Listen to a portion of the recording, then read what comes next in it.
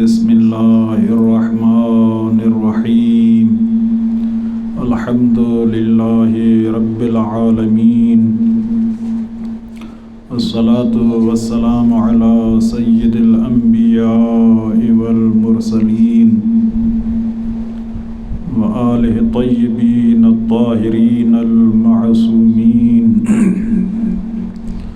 الذین اذهب اللہ عنہم الرجس وطہرہم تطہیرا اللہم صل علی محمد وآل محمد ورحمۃ اللہ علی موالیہم ومحبیہم وشیعتہم اجمعین واللعنۃ الدائمۃ علی اعدائہم ومنکری فضائلہم وغاصب حقوقهم من أول الدهر إلى الآن ومن الآن إلى أبد الآبدين أما بعد بسم الله الرحمن الرحيم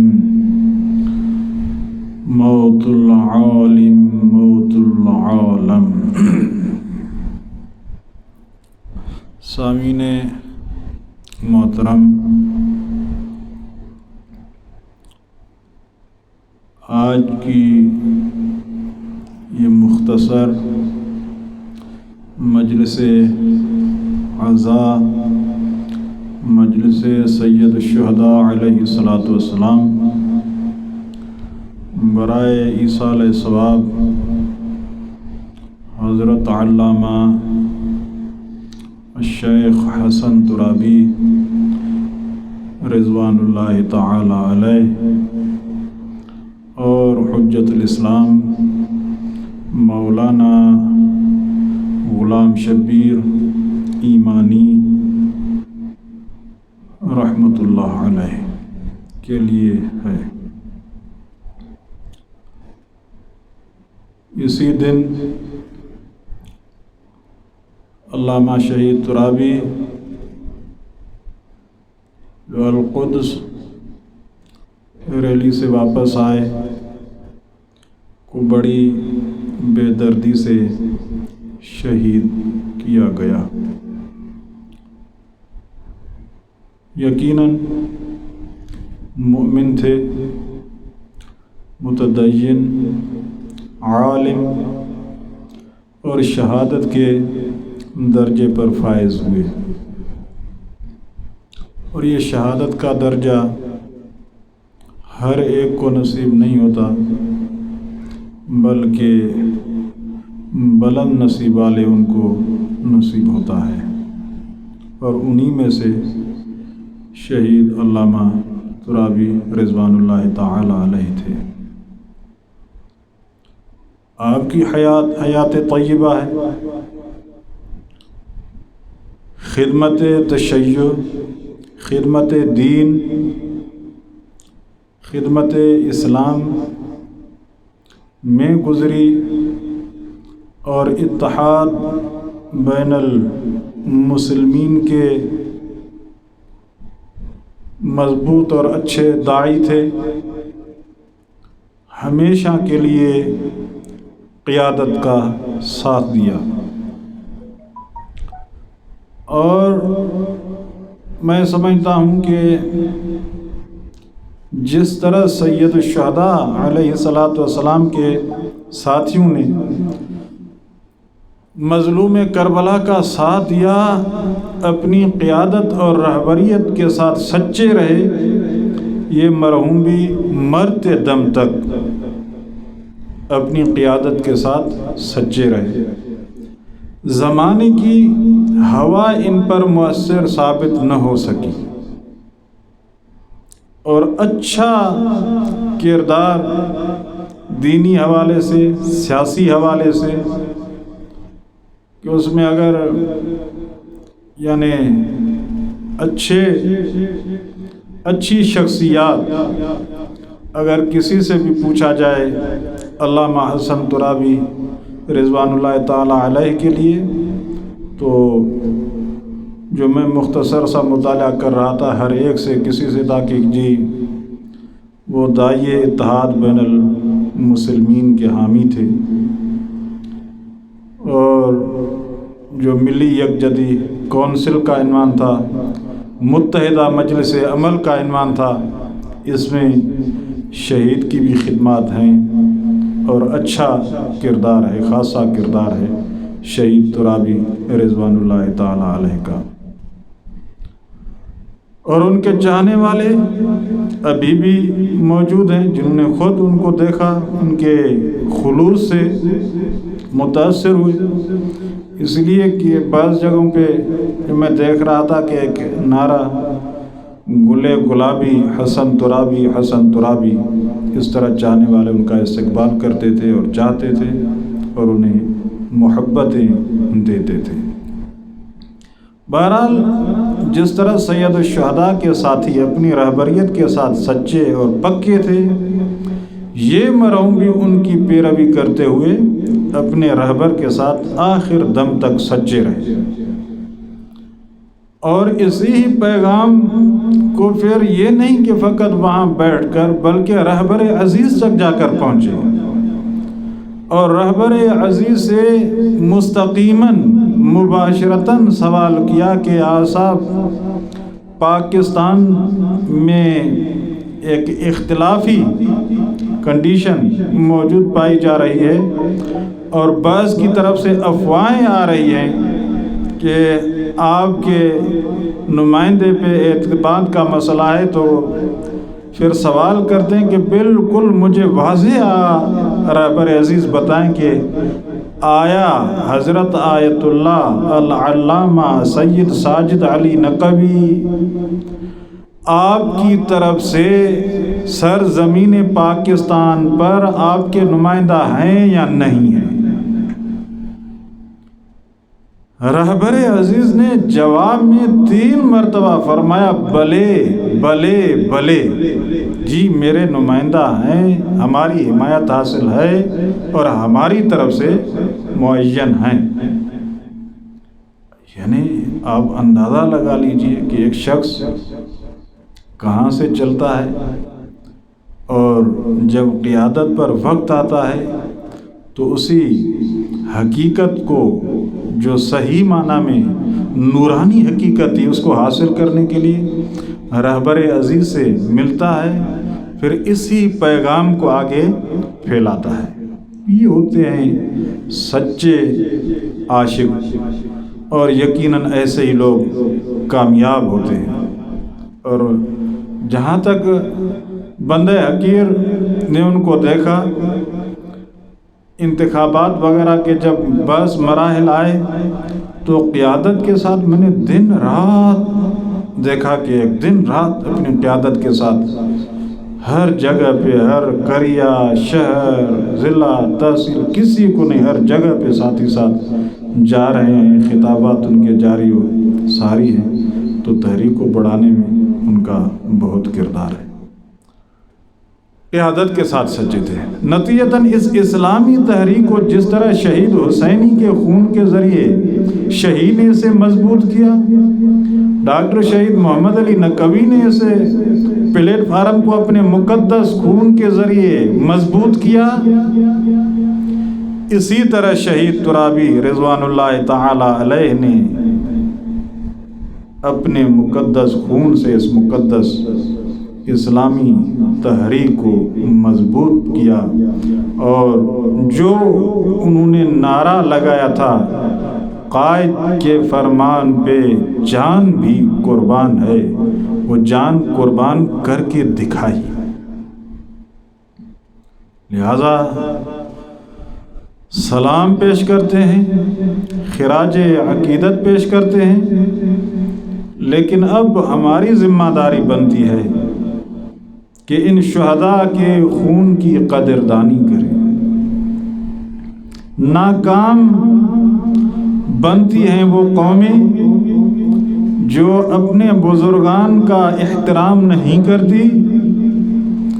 اور اپنے شہداء کے مقدس خون کا جب بھرم نہیں رکھتی۔ لہذا ہمارا وظیفہ ہے، فریضہ ہے کہ ان شہداء کے خون کو فراموش نہ کیا جائے۔ انہوں نے اپنے خون کے ذریعے جس مقدس دین، مقدس اسلام، مقدس تحریک کی خدمت کی اور اس یعنی شجرہ طیبہ کو اپنے مقدس خون کے ذریعے آبیاری کی، ہمیں بھی چاہیے کہ انہی کی راہ کو اپنائیں۔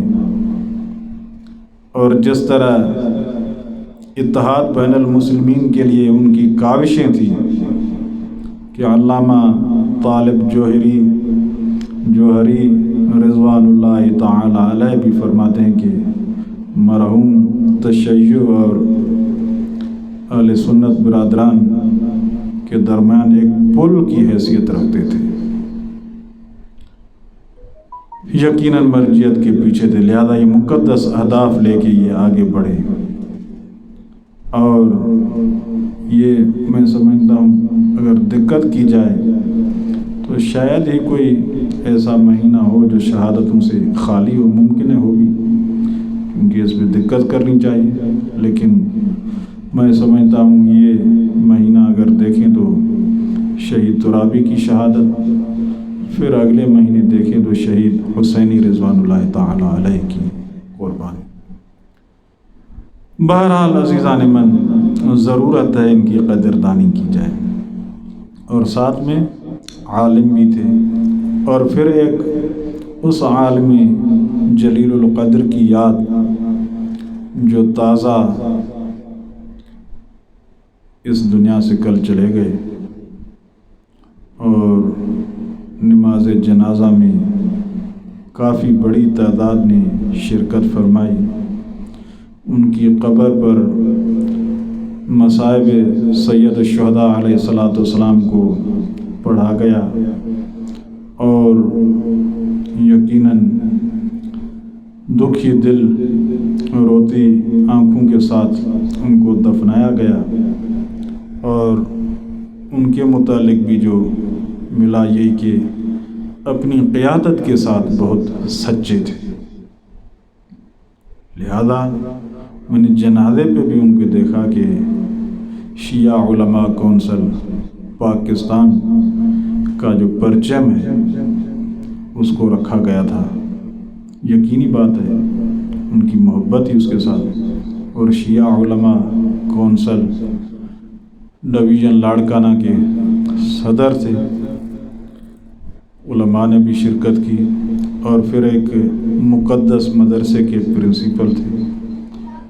تو ان لوگوں کا بھی بہت بڑا کردار ہے اس دین مقدس کو آگے بڑھانے میں۔ انہوں نے بھی ایک مدرسہ قائم کیا، اس مدرسے میں طلاب کی تربیت کی، اور جہاں تک مجھے تھوڑی بہت معلومات ہے کہ انہی کے مدرسے کے طلاب فارغ بھی ہوئے ہیں جو بیرون ممالک مصروف ہیں تحصیل علوم الہی میں، اور ممکن ہے کہ بعض نے وہاں پہ جو مدارس ہیں ان میں خدمات انجام دے رہے ہیں، پڑھا رہے ہیں۔ تو گویا کہ مرحوم علامہ غلام شبیر ایمانی صاحب نے جس چراغ کو روشن کیا ہے، اس چراغ سے اب کافی چراغ وجود میں آ چکے ہیں، اور وہ چراغ آگے روشنی پہنچا رہے ہیں۔ لہذا خراج تحسین اور خراج عقیدت پیش کرتے ہیں ایسے علماء پہ در عالم جوانی موت ہوئی ہے، ظاہراً جو میں دیکھ رہا تھا، بہرحال سلام پیش کرتے ہیں کہ اپنی جوانی کو در راہ خدا صرف کرنا یہ بہت بڑی بات ہوتی ہے۔ اسی لیے یہ جو حدیث کا جملہ ہے کہ موت العالم موت العالم، ایک عالم کی موت عالم کی موت، کیونکہ عالم اپنے علم کے ذریعے احیاء کرتا ہے، احیاء دین کرتا ہے، اور پھر ائمہ علیہ الصلوۃ کی طرف سے بھی ان لوگوں کے لیے دعائیں ہیں جو ائمہ کے امر کو زندہ کرتے ہیں۔ یہ بزرگار انہی میں سے تھے جو احیاء امر الہی میں مصروف تھے، تربیت کر رہے تھے اپنے علماء کی، اپنے طلاب کی، یقیناً زندہ تھا، زندہ ہے، اور ان طلاب اور علماء کی شکل میں، اپنے مدرسے کی شکل میں رہتی دنیا تک وہ یاد رہیں گے۔ اور ویسے بھی حدیث میں ہے العلماء باقون ما بقی الدہر، جب تک زمانہ ہے علماء ہیں۔ ظاہراً ہماری آنکھوں سے اوجھل ہو جاتے ہیں، لیکن یہ عام نہیں بلکہ دلوں میں بستے ہیں۔ امثالہم فی القلوب موجودہ ہے، یہ دلوں میں زندہ رہتے ہیں، دل و جان سے ان کی قدردانی کی جاتی ہے۔ لہذا علماء کی قدردانی ہمارا فریضہ ہے۔ میں نجف اشرف سے تمام سننے والوں کو یہ عرض کروں گا کہ علماء کی قدردانی کریں، اور میرا یہ جملہ ممکن ہے مشکل گزرے کہ اگر ہم ان شہداء کے خون کی قدردانی کرتے،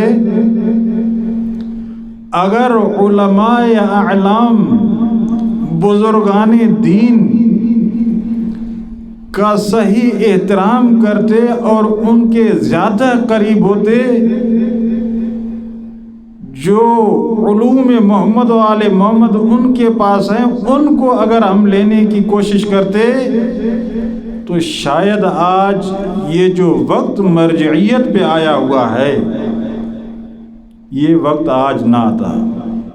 لہذا عزیزان من، میں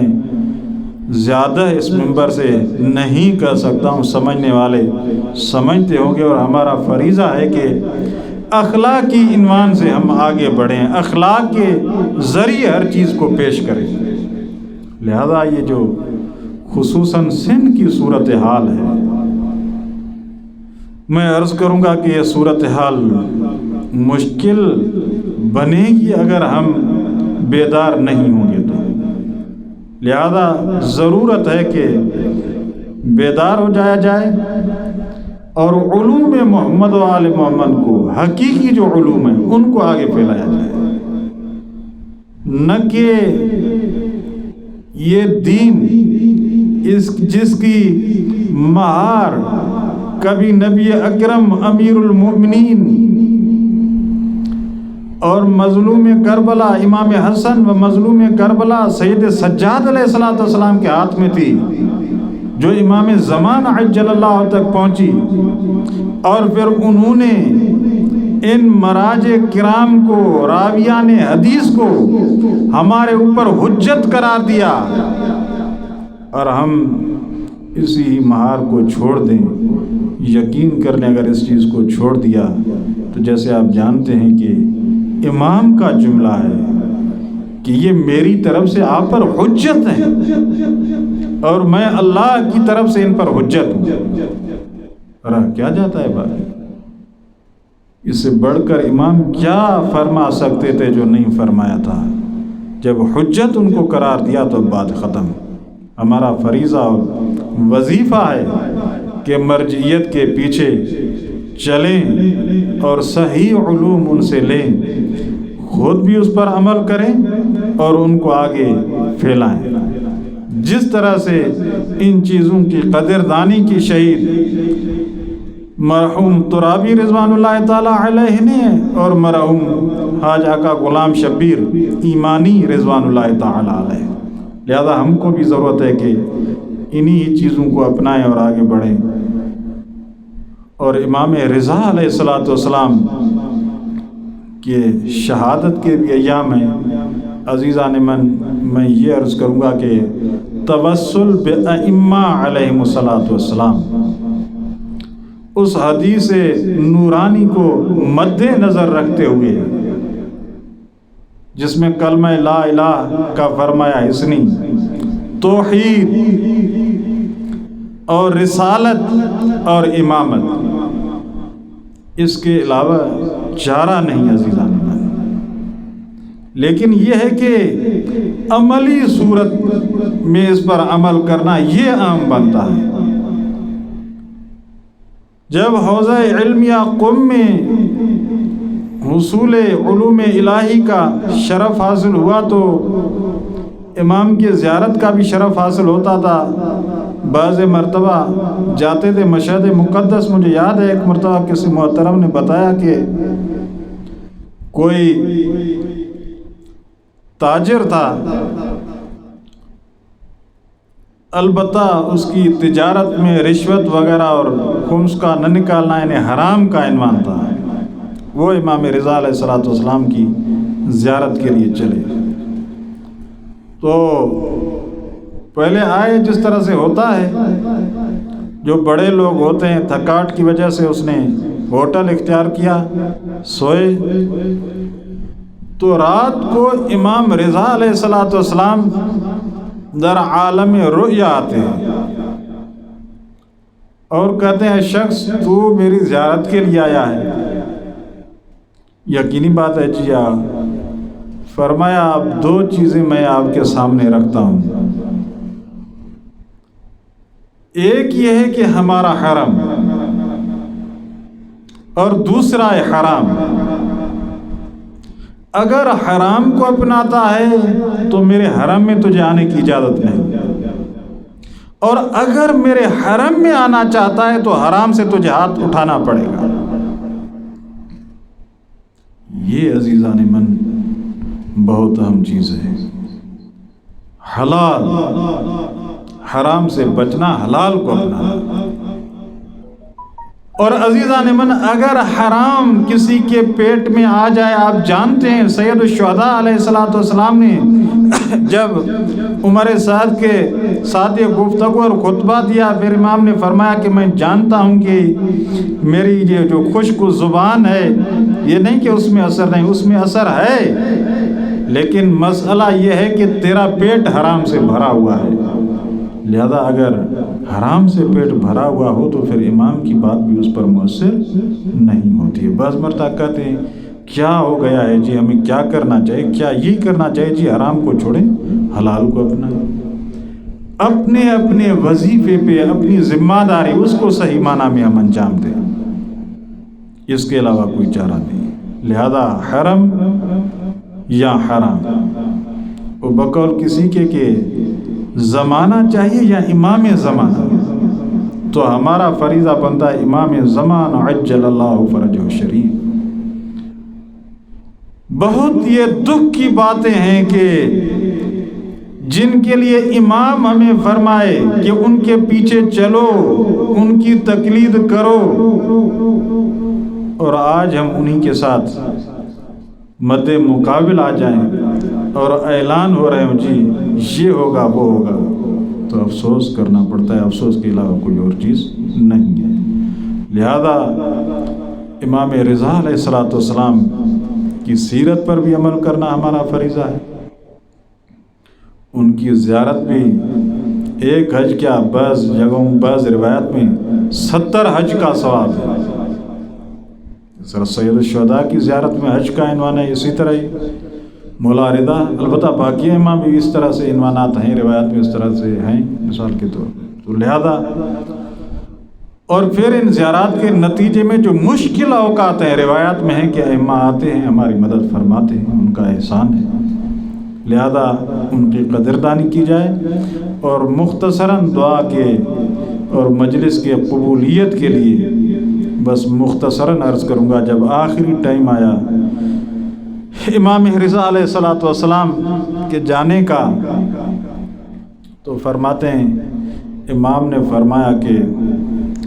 کمرے کو بھی بند کیا جائے اور مجھے نیچے زمین پر چھوڑ دیا جائے۔ مولا کیا وجہ ہے کہ زمین پر؟ فرمایا کہ مجھے یاد آتا ہے میرا جد امجد سید الشہداء مظلوم کربلا امام حسین علیہ الصلوۃ والسلام جب آخری وقت تھا اور شمر ملعون نے ہمارے دادا کو شہید کیا تھا، تو ہمارے دادا ایڑیاں رگڑ رہے تھے، لہذا میں چاہتا ہوں کہ اپنے جد امجد کی سنت پر عمل کرتے ہوئے میں بھی ایڑیاں رگڑ رگڑ کے اس دنیا سے چلا جاؤں، اور اسی لیے امام رضا علیہ السلام نے فرمایا تھا اے شبیب اگر تو رونا چاہے کسی پہ تو میرے جد حسین پہ رونا۔ اے ابن شبیب تجھے پتہ ہونا چاہیے ذبح الحسین کما تذبح الکبش، ہمارے دادا حسین کو اس طرح سے ذبح کیا گیا جیسے دمبے کو ذبح کیا جاتا ہے۔ ظاہراً پوچھا گیا مولا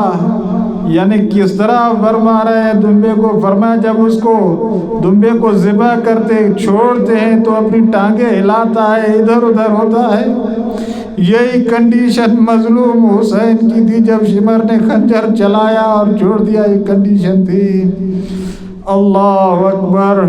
عزیزان من، لیکن میں امام رضا علیہ السلام کے محضر مقدس میں عرض کروں گا مولا واقعاً آپ حق فرما رہے ہیں، لیکن بہرحال مولا آپ کے جنازے کی وہ کنڈیشن نہیں تھی جو مظلوم حسین کے جنازے کی کنڈیشن تھی۔ مولا آپ کو مجھے نہیں معلوم کوئی بہن آئی ہو اور آپ کو پہچان نہ سکی ہو، آپ کسی بیوی نے نہ پہچانا ہو، لیکن افسوس جب حسین مظلوم کے اوپر جناب زینب کبریٰ سلام اللہ علیہا پہنچی اور بتایا کہ یہ آپ کے بھائی ہیں تو خود فرماتی ہیں اے میرے بھائی بتا انت اخی الحسین، کیا میرا تو وہی بھائی حسین ہے؟ حسین کو بہن نہ پہچان سکی اور مولا بس آخری جملے معذرت چاہتے ہوئے مجھے جہاں تک معلوم ہے آپ کو غسل بھی دیا گیا، آپ کو کفن بھی پہنایا گیا، آپ کو دفن بھی کیا گیا، لیکن ہائے مظلوم حسین نہ غسل دیا گیا، نہ کفن دیا گیا، نہ دفنایا گیا۔ انا للہ و انا الیہ راجعون، رضا بقضائہ و تسلیما لامرہ، حسبنا اللہ و نعم الوکیل، نعم المولا و نعم النصیر۔ اے پروردگار ہماری قلیل عبادت اپنی بارگاہ میں قبول فرما، تمام مرحومین کی مغفرت فرما، تمام مومنین و مومنات جو اس دنیا سے جا چکے ہیں خصوصاً علامہ حسن ترابی رضوان اللہ تعالی علیہ اور مولانا غلام شبیر ایمانی رحمت اللہ علیہ، ان کے قبروں پہ اپنی رحمتوں اور برکتوں کو نازل فرما، ان کے پسماندگان کو صبر جمیل کی توفیق عنایت فرما، تمام جتنے بھی بیمار ہیں بھگ کے بیمار کربلا خصوصاً برادر عزیز ثقلین آقا کے والد گرامی قدر کے آنکھوں کے آپریشن کا مسئلہ ہے، ان کو شفائے کاملہ اور عاجلہ عنایت فرما، جو بے گناہ قیدی ہیں انہیں رہائی نصیب فرما، جو بے روزگار ہیں ان کو رزق حلال سے مالا مال فرما، یہ جو شہداء اس دنیا سے جا چکے ہیں علماء جا چکے ہیں، بہرحال ہمیں ان کے سیرت کو اپنانے کی توفیق عنایت فرما، ان کے نقش قدم پر چلنے کی توفیق عنایت فرما، جس طرح وہ اپنے رہبر کے ساتھ سچے تھے ہمیں بھی اپنے رہبران عزیز کے ساتھ خصوصاً رہبر معظم اور قائد محبوب کے ساتھ صحیح معنی میں مضبوط ان کا بازو بننے کی توفیق عنایت فرما، اور مراج حقہ علماء حقہ اور قائد محبوب کی توفیقات خیر میں اضافہ فرما، ان کو طول عمر بابرکت نصیب فرما، اس دفتر اور دوسرے دفاتر ہیں